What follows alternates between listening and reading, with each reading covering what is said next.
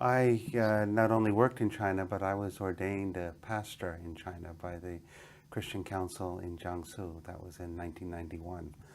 And so I have a very close connection with the institutional church in China, the China Christian Council, and the Chinese Christian Three-Self Patriotic Movement. The change that has taken place since the first year that I went to China, that was in 1979, and today is it's almost unbelievable in the growth of the Christian community, the unplanned growth in many sense, and the struggle on the part of the church to sort of keep up with this and try to, in some way, educate a new generation of leaders and strengthen the faith and the beliefs of Chinese Christians. Since 1981, the estimate is that churches has been opening, churches or meeting points, which was what is often called in rural society. Since the early 1980s, churches have been opening at the rate of 7 or 8 per day. And this has meant that the Christian community has grown. This is the Protestant Christian community has grown from,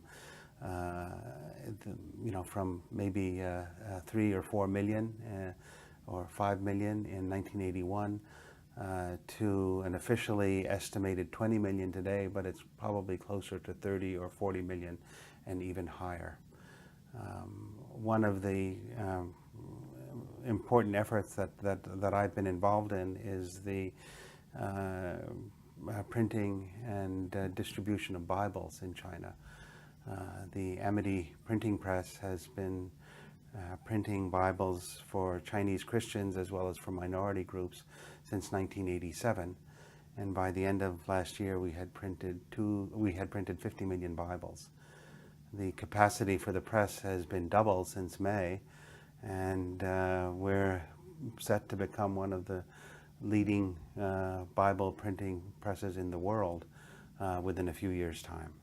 So this is, it sounds extraordinary that that in still a communist country, a country under the leadership of the Communist Party, there's this huge interest in the Bible and the possibility of printing Bibles, which are distributed through churches and meeting points rather than through the public booksellers and things like that. So I still spend time teaching at Nanjing Theological Seminary, which is the main seminary for the training of Protestant Christians in China, and I'm always inspired by the dedication of many of the students there who come from rural areas and from towns and cities, and at a time when everyone is wanting to get rich, these people are devoting themselves to the Christian message and to what will inevitably be a fairly difficult life in the church.